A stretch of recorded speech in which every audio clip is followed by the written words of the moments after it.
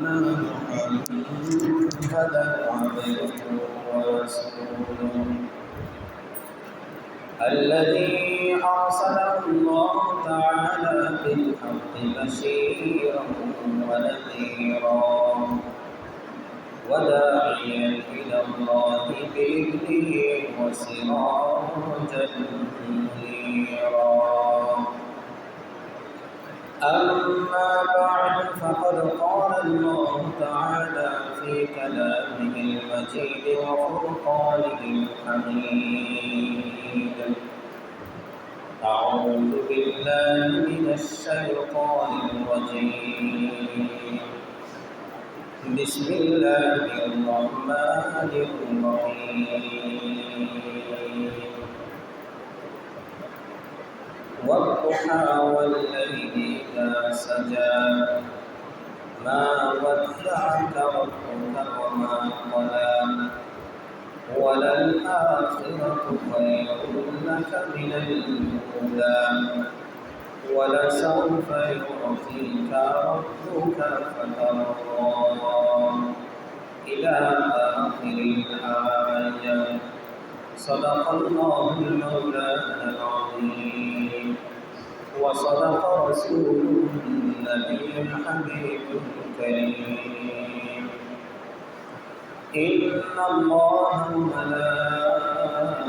وملائكته يصلون على النبي يا أيها الذين آمنوا صلوا عليه وسلموا تسليما اللهم صل على سيدنا مولانا محمد وعلى آل سيدنا مولانا محمد اللهم صل على سيدنا مولانا محمد وعلى آل سيدنا مولانا محمد بلغ العلا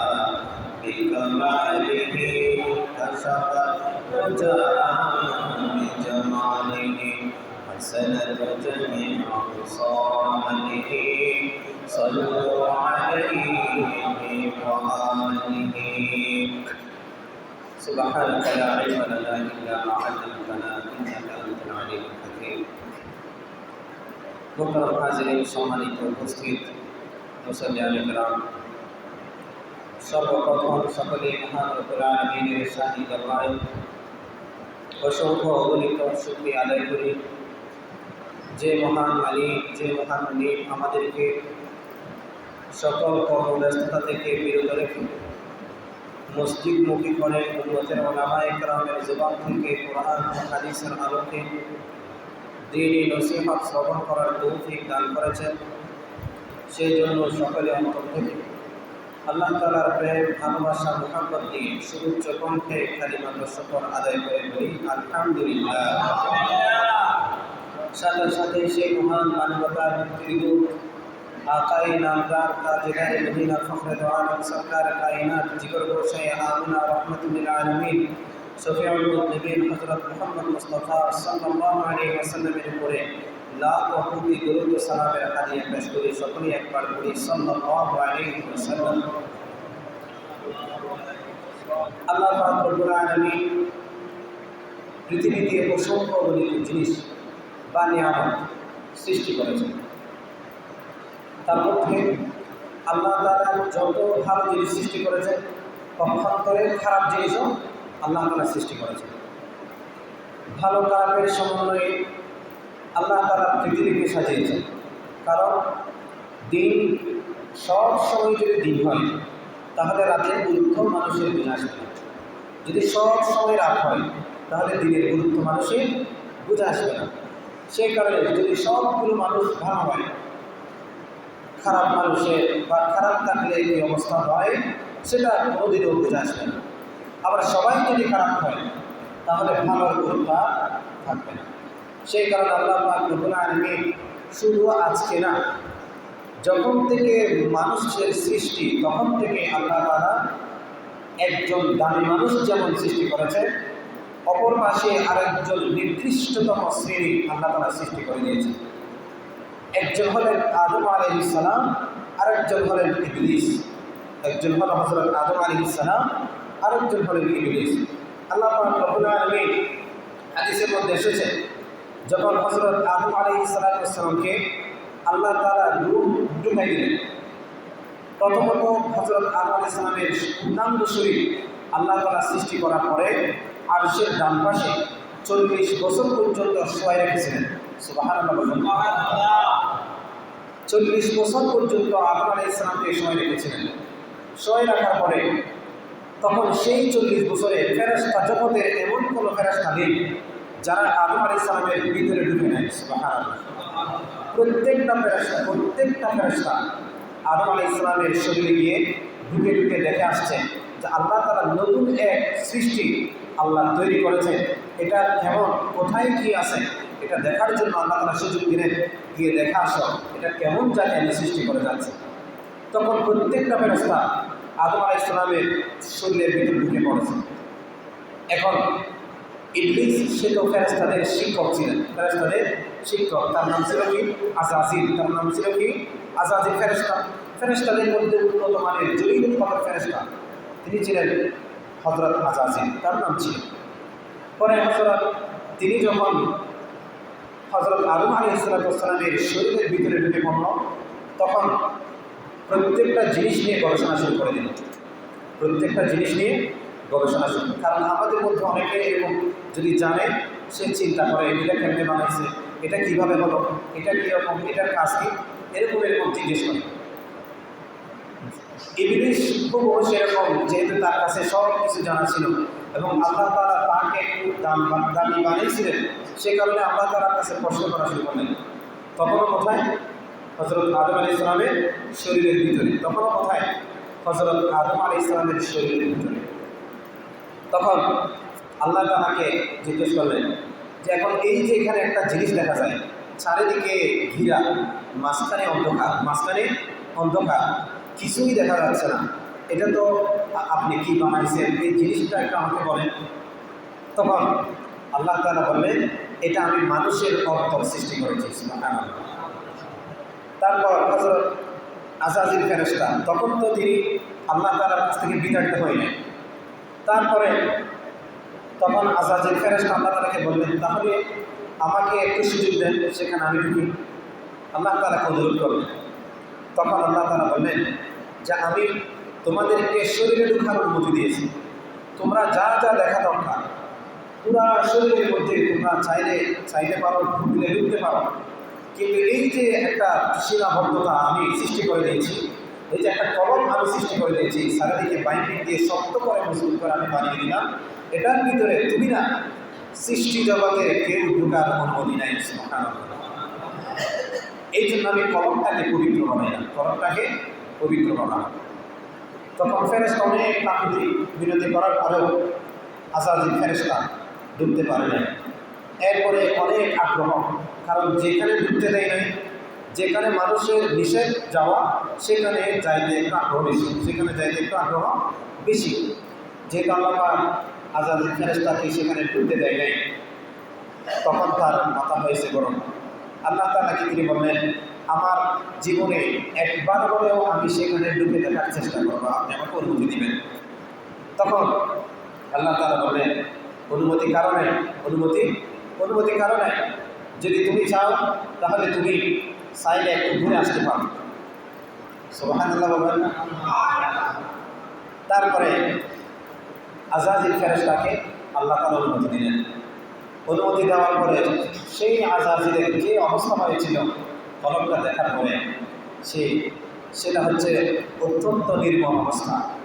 যখন আল্লাহ তাআলা মানুষের অন্তরকে আজাজিল ফেরেশতার সামনে ওপেন করলেন, খুলে দিলেন, তখন মানুষের অন্তরে শুধু আল্লাহ, শুধু জান্নাত, মানে কোনো ধরনের বিন্দু পরিমাণ গুনাহ নাই। সুবহানাল্লাহ। এমন পরিষ্কার পরিচ্ছন্ন একটি জায়গা, আজরাইল ফেরেশতা সেই জায়গায় আল্লাহ তাআলাকে বলছেন যে আমরা যে আপনার ইবাদত করি দীর্ঘ 90 বছর ধরে আপনার ইবাদত করি, কিন্তু জীবনে কোনোদিন এমন পরিষ্কার পরিচ্ছন্ন জায়গা আমরা দেখিনি। সুবহানাল্লাহ। অথচ আজরাইল ফেরেশতা তখন কোথায় থাকে? আসমানে। তখন কোথায় থাকে? আসমানে। তাহলে দুনিয়ার চেয়ে আসমানের জায়গাগুলো পরিষ্কার নাকি অপরিষ্কার? পরিষ্কার। শুধু পরিষ্কার না, অনেক পরিষ্কার। তার চেয়ে মানুষের অন্তর যখন তার সামনে মন করা হয়েছে, তখন সেই আজরাইল ফেরেশতা আল্লাহ তাআলাকে বলছেন যে আমি এমন জায়গা আমার জীবনে কোনোদিন দেখি নাই। সুবহানাল্লাহ। তাহলে কলমটা কেমন পরিষ্কার! এই জায়গায় হযরত আজরাইল ফেরেশতা সেখান থেকে উঠে চলে আসলেন। চলে আসার পরে আল্লাহ তাআলা রূহ ঢুকিয়ে দিলেন। আল্লাহ তাআলা মানুষের অন্তরে রূহ ঢুকিয়ে দিলেন। ঢুকিয়ে দিয়ে 40 দিন পর্যন্ত, কয়দিন? 40 দিন পর্যন্ত রূহ ঢুকিয়ে দেওয়ার পরে সেই রূহটাকে আল্লাহ তাআলা বন্ধ করে রেখেছিলেন। সেই রূহটাকে আল্লাহ তাআলা বন্ধ করে রেখেছিলেন। তারপরে আজরাইল ফেরেশতা তখন আবার অনুরোধ করেছিল যে আমি একটিবার আপনি এই যে রূহ ঢুকিয়ে দিলেন, এবার আমি একটু ঢুকে দেখি। তখন আল্লাহ তাআলা বললেন এখন আর ঢোকার সুযোগ নেই, এখন আর ঢোকার সুযোগ নেই। তখনও আজরাইল ফেরেশতা আল্লাহ তাআলার কাছে বারবার কাকুতি মিনতি করেছে। তখন আল্লাহ তাআলা তাকে বললেন এখন যদি আমি ঢুকতে দিই তাহলে ওই জায়গা পর্যন্ত ঢোকার অনুমতি আছে যে জায়গাতে তোমাকে প্রথমবার নিষেধ করা হয়েছে। যে জায়গাতে তোমাকে প্রথমবার ঢুকতে নিষেধ করা হয়েছে সেই জায়গা পর্যন্ত ঢোকার অনুমতি আছে। তবে যেই জায়গায় প্রথমবার নিষেধ করেছি এখন আর সেই জায়গায় ঢোকার সুযোগ নেই। তখন আজরাইল ফেরেশতা সেটা রাজি হয়ে গেল। এরপরে যখন আল্লাহ তাআলা অনুমতি দিলেন ঠিক আছে তুমি ঢুকো, তখন আজরাইল ফেরেশতা হযরত আদম আলাইহিস সালামের শরীরের ভিতরে ঢুকেছে। ঢোকার পরে সে বারবার চেষ্টা করেছে, মানে রূহ দেওয়ার পরে কলমের কী অবস্থা, রূহ দেওয়ার পরে কলমের কী অবস্থা সেটা দেখার জন্য আজরাইল ফেরেশতা বারবার চেষ্টা করেছে। তারপরেও আল্লাহ তাআলার অনুমতি না থাকার কারণে আল্লাহ তাআলা নিজেই আমাদের কলমটাকে বন্ধ করে রেখেছিলেন, নিজে আমাদের কলমটাকে বন্ধ করে রেখেছিলেন। এরপর শয়তান কী করলো? আল্লাহ তাআলার কথা অমান্য করে শয়তান আমাদের পেটে অবস্থান করল, অর্থাৎ হযরত আদম আলাইহিস সালামের পেটে অবস্থান নিল। তখন আল্লাহ তাআলা বলেছেন যে যতদিন পর্যন্ত তুমি এই জায়গায় অবস্থান করেছ ততদিন পর্যন্ত আমি সেই জায়গাকে নাপাক ঘোষণা করলাম। সুবহানাল্লাহ। এই জন্য আমরা যে পেশাব পায়খানা করি এগুলো নাপাক, এগুলো নাপাক। কেন? ওই যে সৃষ্টির শুরুতে আজরাইল ফেরেশতা আমাদের পেটে অবস্থান করেছিল, আল্লাহ তাআলা সেইখান থেকে নাপাক ঘোষণা করেছিল। আজ অবধি পৃথিবী যতদিন শেষ না হয় ততদিন পর্যন্ত কেউ পাক ঘোষণা করলেও আর সেটা পাক হবে না। সুবহানাল্লাহ। এটা তখনকার ঘোষণা। এই কারণে আজরাইল ফেরেশতাকে আল্লাহ তাআলা যখন সেই কথা অমান্য করলেন তারপর সেখান থেকে তাকে বাহির করালেন।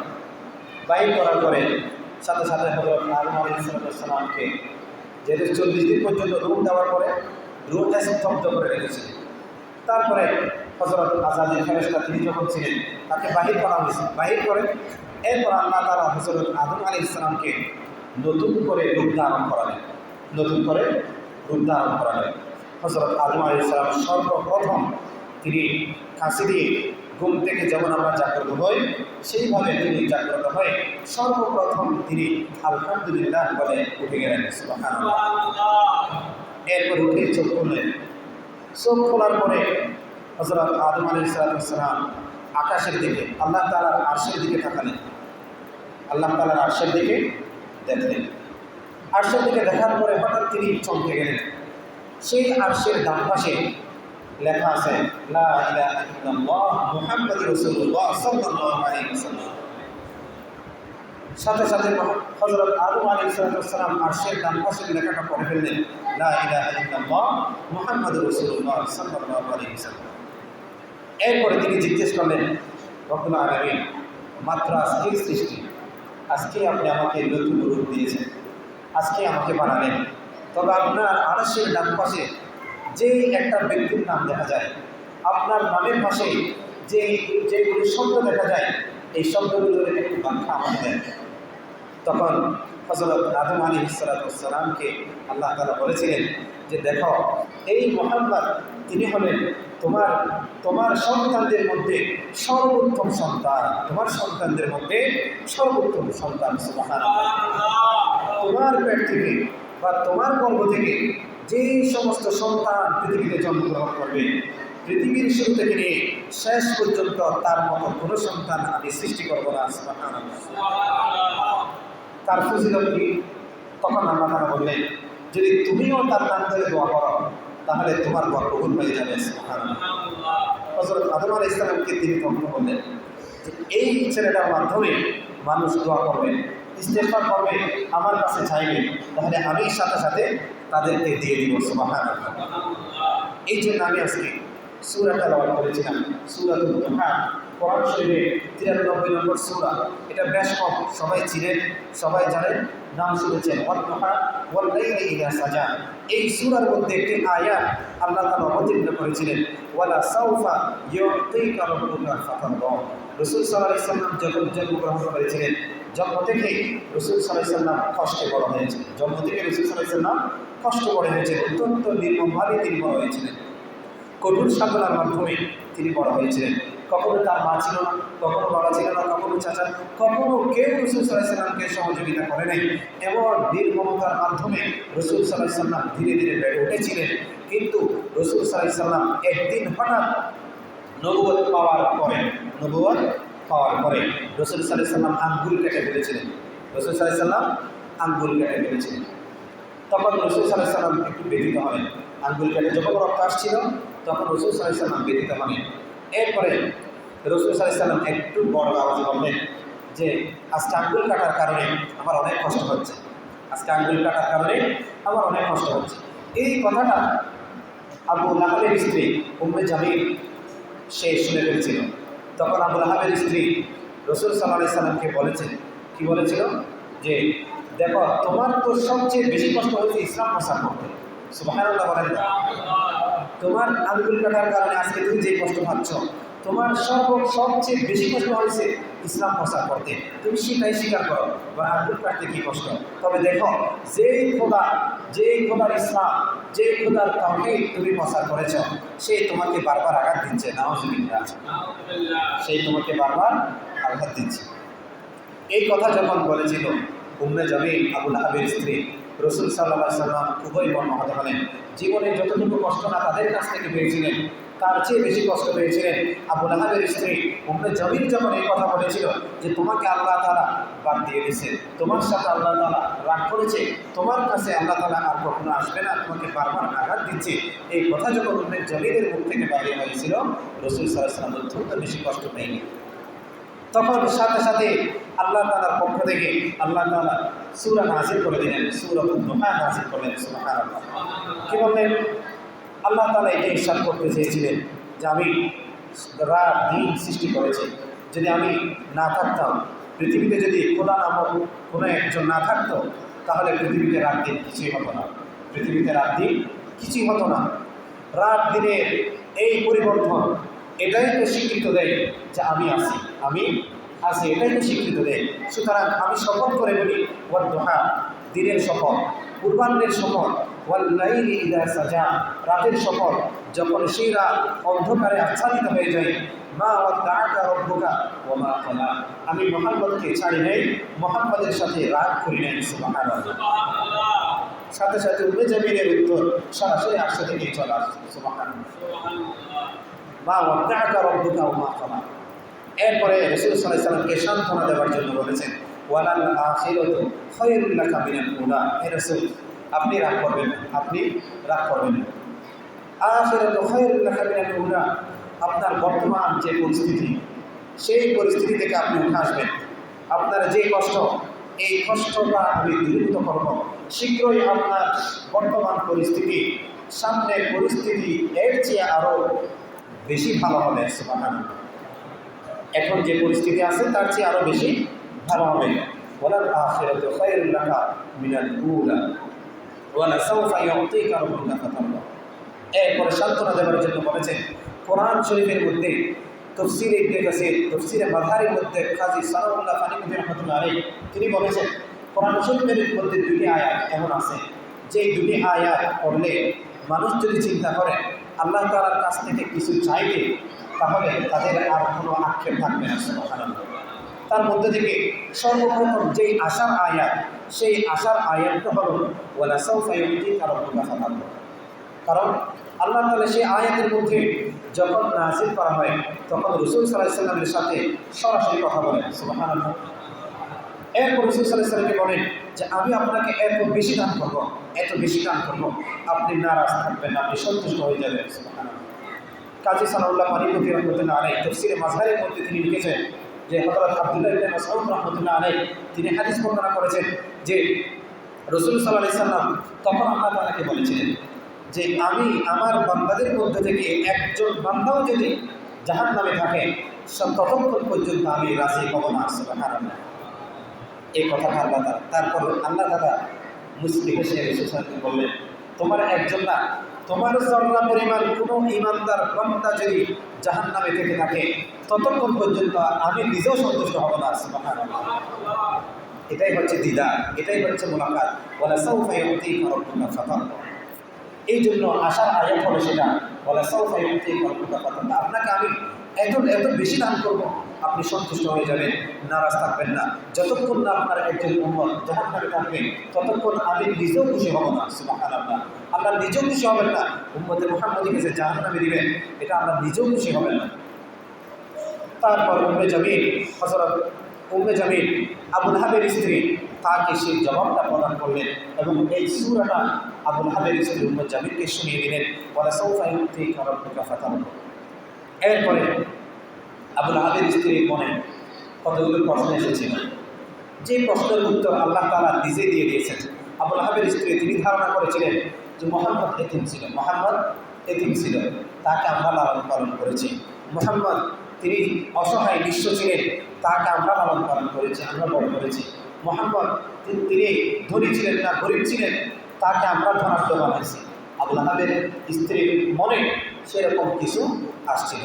তখন আল্লাহ তাআলা নিজেই সেই প্রশ্নগুলোর উত্তর দিয়ে দিলেন। কারণ ইন্নাল্লাহা আলিমুম বিযাতিস সুদূর, অন্তর সম্পর্কে সবচেয়ে বেশি কে জানেন? আল্লাহ। অন্তরের অবস্থা সম্পর্কে সবচেয়ে বেশি আল্লাহ জানেন। যখন উম্মে জামিলের অন্তরে এই কথাটা আসলো যে আপনি গরিব ছিলেন, আমরা ধনী বানাই দিয়েছি, আপনি অসহায় ছিলেন, আমরা সহায় করেছি, এই কথাটা যখন অন্তরে এসেছিল তখন আল্লাহ তাআলা উত্তর দিলেন আলাম ইয়াজিদকা ইয়াতীমান ফাআওয়া। সেই সূরার মধ্যে বর্ণনা আছে আলাম ইয়াজিদকা ইয়াতীমান ফাআওয়া। হে রাসূল, আপনি কি এতিম ছিলেন না? তাহলে আপনাকে আমি তো আপনাকে ফাআওয়া ঠিকানা দিয়েছি, আমি তো আপনাকে ঠিকানা দিয়েছি। তাহলে পৃথিবীর কারো কাছে মাথা নত করার সুযোগ নেই, কারো কাছে মাথা নত করতে হবে না, আপনাকে কেউ ঠিকানা দেয় নাই, আমি নিজেই আপনাকে ঠিকানা বানিয়ে দিলাম। সুবহানাল্লাহ। আলাম ইয়াজিদকা ইয়াতীমান ফাআওয়া ওয়া ওয়াজাদাকা দাল্লান ফাহাদা।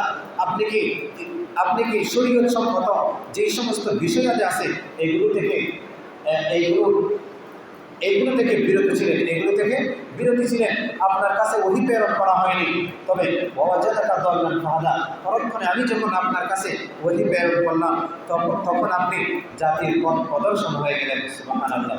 ওয়া ওয়াজাদাকা দাল্লান ফাহাদা ওয়া ওয়াজাদাকা আইলান ফাআগনা।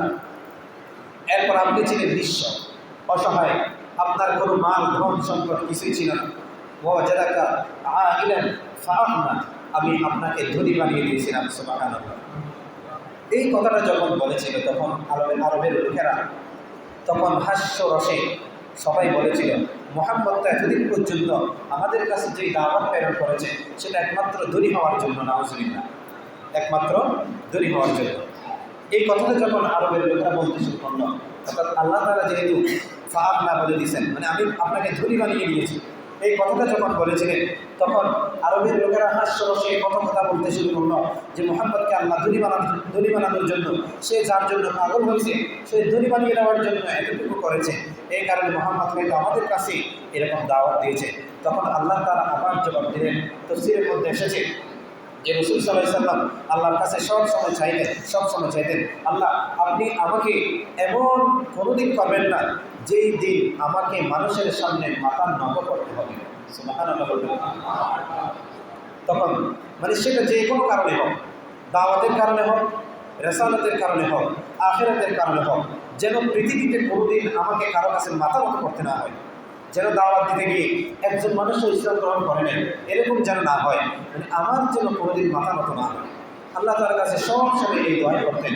তখন আল্লাহ তাআলা রাসূল সাল্লাল্লাহু আলাইহি ওয়াসাল্লামকে ওয়াজাদাকা আইলান ফাগনা এই তাফসীরের মধ্যে লিখেছেন যে আমি আপনাকে ধনী বানিয়ে দিয়েছি। কেমন? হযরত নূহ আলাইহিস সালাম তিনি 940 বছর দাওয়াত দেওয়ার পরে মাত্র 40 জন মানুষ ইসলাম গ্রহণ করেছেন। কয়জন? মাত্র 40 জন। নূহ আলাইহিস সালামের 940 বছর দাওয়াত দেওয়ার পরেও শুধুমাত্র 40 জন মানুষ ধর্ম গ্রহণ করেছিলেন। রাসূল সাল্লাল্লাহু আলাইহি ওয়াসাল্লামকে আল্লাহ তাআলা এই কথাই বোঝাতে চেয়েছেন যে আপনি আমার কাছে চেয়েছেন যে জীবনে কোনোদিন যেন কারো কাছে দাওয়াতের কারণে মাথা মতো করতে না হয়। সুতরাং আমি আপনাকে ইসলাম বাহিরে প্রকাশ করার আগে 3 বছর পর্যন্ত আপনাকে আমি বাহিরে ইসলাম প্রকাশ করার সুযোগ দিই নাই। সেই 3 বছরের মধ্যে আমি আপনাকে 40 জন মানুষ ইসলাম গ্রহণ করার জন্য সুযোগ করে দিলাম। সুবহানাল্লাহ।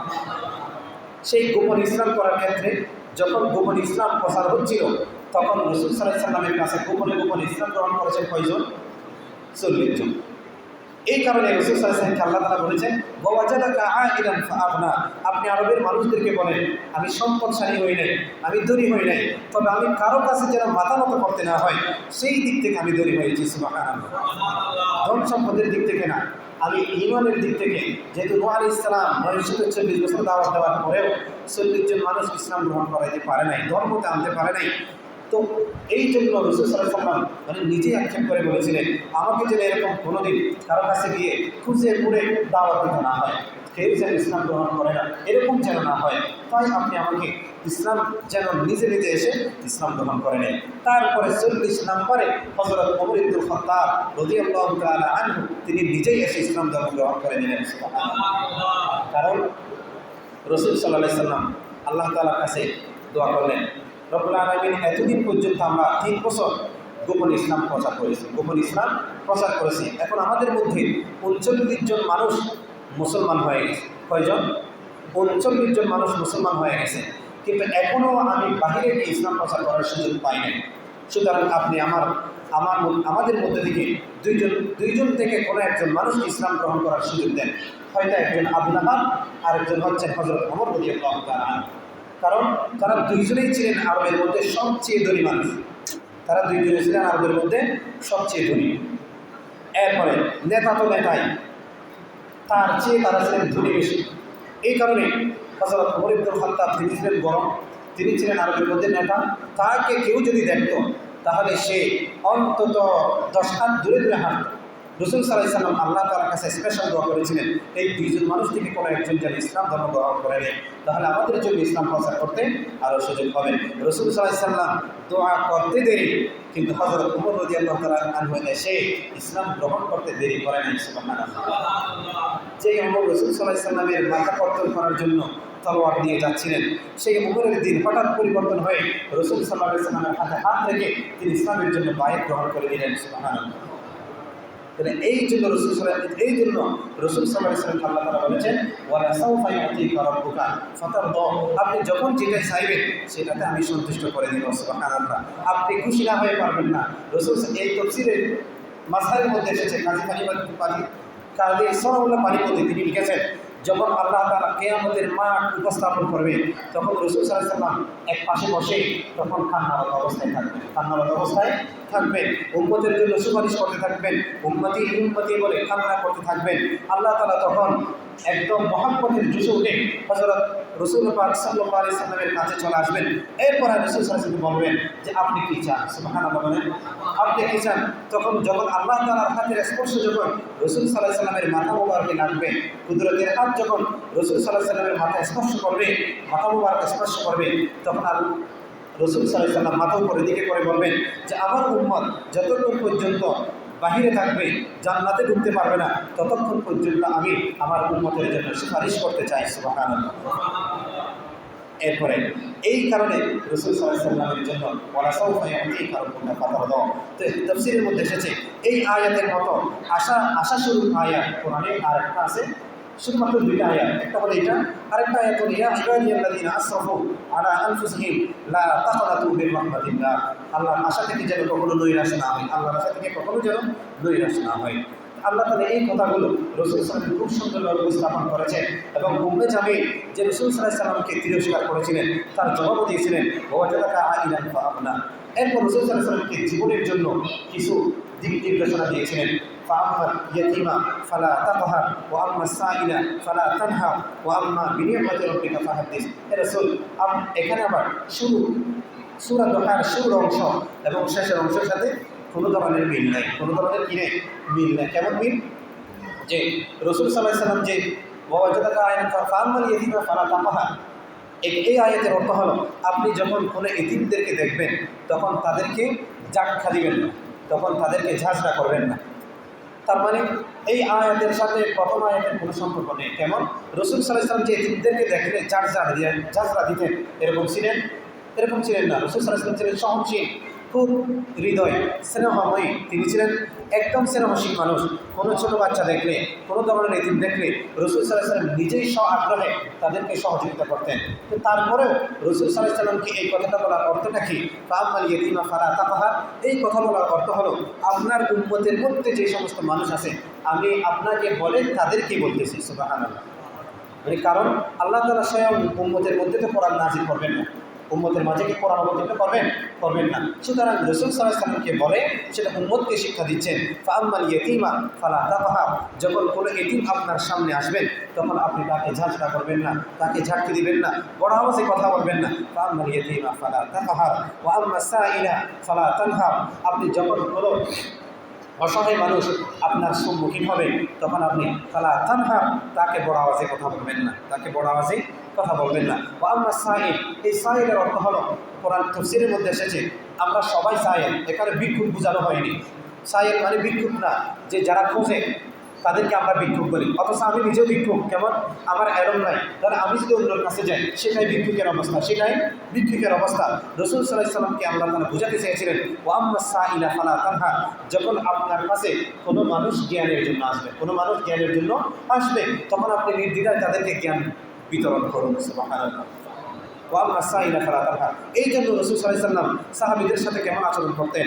যখন একজন সাহাবী রাসূল সাল্লাল্লাহু আলাইহি ওয়াসাল্লামের দরবারে যেতেন, একটা কথা একবার জিজ্ঞেস করলেন, বুঝে নেন, ইয়া রাসূলুল্লাহ আবার একটু বলেন, আবার বলেছেন, ইয়া রাসূলুল্লাহ আবার একটু বলেন, আবার বলেছেন, ইয়া রাসূলুল্লাহ আবার একটু বলেন, আবার বলেছেন।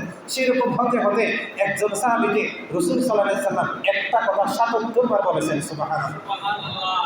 কেমন সহনশীল মানুষ! মানে আবার বলেন। আর কেন? আল্লাহ তাআলা যে বলেছিলেন ওয়া আম্মাস সাইলা ফালা তানহার, যখন আপনার কাছে কোনো মানুষ কিছু চাইবে তখন আপনি তাকে বড় আওয়াজে কথা বলবেন না। এই কারণে রাসূল সাল্লাল্লাহু আলাইহি ওয়াসাল্লামের কাছে একজন সাহাবী ৭৭ বার জিজ্ঞেস করেছেন একটা কথা, তারপরেও রাসূল সাল্লাল্লাহু আলাইহি ওয়াসাল্লাম তাকে বড় আওয়াজে কথা বলেন না। এটাই হলো রাসূল। সুবহানাল্লাহ। এটাই হলেন রাসূল। আজকে আমি আপনি কোন অবস্থায় আছি? রাসূলের উপর ঠিক, কিন্তু অবস্থাটা কোন ধরনের? যখন এতিম দেখি আমরা এতিমকে সহযোগিতা করতে পারি না। ওয়া আম্মাস সাইল, যখন কেউ আমাদের কাছ থেকে কিছু চায় আমরা দিতে পারি না, দিতে নারাজ হই। অথচ রাসূল সাল্লাল্লাহু আলাইহি ওয়াসাল্লামের শিক্ষা হলেন যে যখন মানুষ চাইতে শুরু করবে, যখন মানুষ দিতে শুরু করবে তখন আল্লাহ তাআলা তাকে দেওয়ার পরিমাণটাও বাড়িয়ে দেবেন। সুবহানাল্লাহ। আমরা যদি চেপে রাখি, ধরে রাখি, না দিয়ে রাখি, অনেক সময় আমাদের মন হতাশ করে, মনে চিন্তা চলে আসে আমার টাকা নাই, আমি দিব কেমনে, আমি চলতে পারি না, মসজিদে দিব কেমনে, আমি চলতে পারি না, মাদ্রাসায় দিব কেমনে, আমি চলতে পারি না, আমি দান করবো কেমনে। তবে হ্যাঁ, আপনি এই কথাটা বুঝেন নাই, সেই কারণে আপনার মন অন্তরে এই চিন্তা যে আমার তো নাই, আমি দিব কেমনে। অথচ আল্লাহ তাআলা বলতেছেন নাই, তারপরেও যদি দেওয়া শুরু করেন তারপরের দিন থেকে দেখেন আল্লাহ তাআলা আপনাকে আরও বাড়িয়ে দিয়েছেন। সুবহানাল্লাহ। ওয়া আম্মা বিনি'মাতি রাব্বিকা ফাহাদ্দিস, এই আয়াতের শেষ অংশে আল্লাহ তাআলা উল্লেখ করেছেন বিনি'মাতি রাব্বিকা ফাহাদ্দিস, আপনাকে যে সমস্ত নিয়ামত দান করা হয়েছে আপনি সেই নিয়ামতের শুকরিয়া আদায় করুন, সেই নিয়ামতের শুকরিয়া আদায় করুন। বিনি'মাতি রাব্বিকা ফাহাদ্দিস, কোন কোন নিয়ামত আপনাকে দান করা হয়েছে? যে নিয়ামত কোনো নবীকে দান করা হয়নি, যে নিয়ামত কোনো নবীকে দান করা হয়নি, কোনো নবীর উম্মতকে দান করা হয়নি, একমাত্র আপনার উম্মতকে দান করা হয়েছে। সুবহানাল্লাহ। কেমন নিয়ামত আল্লাহ তাআলা আমাদেরকে দান করলেন। এক রাত যদি ইবাদত করা হয়, 1000 বছর ইবাদত করার সওয়াব দান করবে। সুবহানাল্লাহ। দলিল কি? সূরা কদরের মধ্যে এসেছে ইন্না আনজালনা ফি লাইলাতুল কদর ওয়া মা আদরাকা মা লাইলাতুল কদর খায়রুম মিন আলফি শাহর। 1000 মাসের চেয়ে শ্রেষ্ঠ। আমরা যদি একটা রাতের ইবাদত করি তাহলে আল্লাহ তাআলা নিজেই ঘোষণা দিয়েছেন উম্মতে মুহাম্মদীকে যেই সমস্ত নিয়ামত দান করেছেন সেই ধরনের নিয়ামত কাউকে দেয় নাই। সুতরাং এখন আমাদের সেই নিয়ামতের শুকরিয়া স্বরূপ আমাদেরকে দান করতে হবে, আমাদেরকে হাত প্রসারিত করতে হবে, আমাদেরকে বুঝতে হবে যে একজন আল্লাহ আছেন, আমার না থাকলেও দিতে পারেন সেটাকে আল্লাহ, আমার না থাকলেও দিতে পারেন সেটাকে সেটা আল্লাহ। আমার কিছু নেই, আমাকে ধনী বানিয়ে দিবেন। আমার এলম নেই, আমাকে এলম দান করবেন। আমার ব্রেন নেই, আমাকে ব্রেন দান করবেন। আমার স্মৃতিশক্তি নেই, আমাকে স্মৃতিশক্তি দান করবেন। সেই সবগুলো না থাকলেও দিতে পারেন, তার নাম কি আল্লাহ। সুতরাং না থাকার ক্ষেত্রে আজকে আমরা মসজিদ আলহামদুলিল্লাহ 2 বছর হয়ে যাচ্ছে, আলহামদুলিল্লাহ তো মসজিদ নির্মাণ করেছি, এটা শুকরিয়ার ব্যাপার। কিন্তু আমাদের শুকরিয়াটা আদায় করা উচিত কীভাবে? যা আমরা নিজেকে উজাড় করে দেব, মসজিদের জন্য নিজেকে উজাড় করে দিব। মসজিদের জন্য নিজেকে, আমি খাইতে পারি না, চলতে পারি না, আমার ঘরে ভাত নাই, কিন্তু আমি মসজিদে দেওয়ার জন্য কখনো আমি কি করবো না। কারণ মসজিদ এটা কি আমার ঘর না আল্লাহর ঘর? মসজিদ এটা আল্লাহর ঘর। বাইতুল্লাহকে যখন রক্ষা করতে চেয়েছিলেন, বাইতুল্লাহকে যখন রক্ষা, দীর্ঘ আলোচনা, এগুলো হচ্ছে বিভিন্ন ইতিহাস। তো বাইতুল্লাহকে যখন রক্ষা করতে চেয়েছিলেন, যেমন আজকে দেখেন ফিলিস্তিনের মধ্যে যে ভয়াবহ অবস্থা শুরু হয়ে গেছে, যে দীর্ঘদিন ধরে সেখানে যুদ্ধ চলতেছে। হ্যাঁ, একসময় ফিলিস্তিনের যে বাইতুল মাকদিস ছিলেন, সেই বাইতুল মাকদিসে মানুষ পাওয়া যায়নি। বাইতুল মাকদিসকে যখন রক্ষা করার কথা বলা হইত, তখন বাইতুল মাকদিসের আশেপাশে যে সমস্ত 4000 বছরের ইতিহাস সেইগুলো উল্লেখ আছে।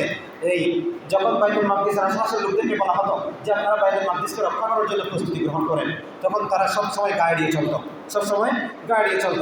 তারপরে সেই ফলস্বরূপ দেখা গেছে আল্লাহ তাআলা তাদের উপর এমনভাবে চেপে দিয়েছেন যে এখন হতে হতে এমন এক অবস্থা বাইতুল মাকদিস ধ্বংস হওয়ার পথে, নাউযুবিল্লাহ।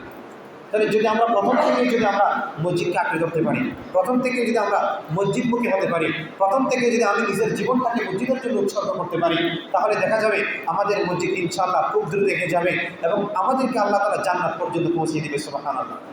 কারণ মসজিদের সাথে সরাসরি কার সম্পর্ক? কিয়ামতের দিনে সব কিছু ধ্বংস হয়ে যাবে, সব কিছু ধ্বংস হবে, কিন্তু একমাত্র মসজিদ ধ্বংস হবে না, সুবহানাল্লাহ। কারণ মসজিদের মধ্যে যে সমস্ত মানুষ থাকবে তাদেরকে আল্লাহ তাআলা সেই সময়ে আল্লাহ তাআলা ঘোষণা দিচ্ছেন যে সেই সময়েও যারা মসজিদমুখী হবে তাদেরকে বিনা হিসেবে আল্লাহ তাআলা জান্নাত দিয়ে দিবেন, সুবহানাল্লাহ। তো আজকে আমি আপনি টাকা থাকুক না থাকুক, আমার ঘরে খানা থাকুক না থাকুক, আমি চলতে পারি না পারি, এই মসজিদকে আমরা ছেড়ে দিতে পারবো? এই মসজিদকে আমরা ছেড়ে দিতে পারবো? পারবো না। কারণ মসজিদ ছেড়ে দেওয়ার অর্থে ওমান আযলামু মিম্মান মানাআ মাসাজিদাল্লাহ আন ইযকারা ফিহা ইসমুহু ওয়া সাআ ফি খারাবিহা। রাসূল সাল্লাল্লাহু আলাইহি ওয়াসাল্লাম কোরআনের মধ্যে আল্লাহ তাআলা ইরশাদ করেছেন ওমান আযলামু মিম্মান মানাআ মাসাজিদাল্লাহ। ওই জালেমের চেয়ে আর কে বড় জালেম হতে পারে যে মসজিদ থেকে নিজের অন্তরকে ছুঁড়ে নেয়, নাউযুবিল্লাহ, যে মসজিদ থেকে নিজের অন্তরকে বাধা দিয়ে রাখে। ওমান আযলামু মিম্মান মানাআ, এর চেয়ে বড় দুঃখের কথা, বড় ভয়াবহ কথা আর আছে? ওমান আযলামু মিম্মান মানাআ মাসাজিদাল্লাহ, মসজিদ থেকে যে নিজেকে বাঁচিয়ে রাখে, দূরে রাখে, তার চেয়ে দুর্ভাগা হতভাগা আর কে হতে পারে? তার চেয়ে বড় জালেম আর কে হতে পারে?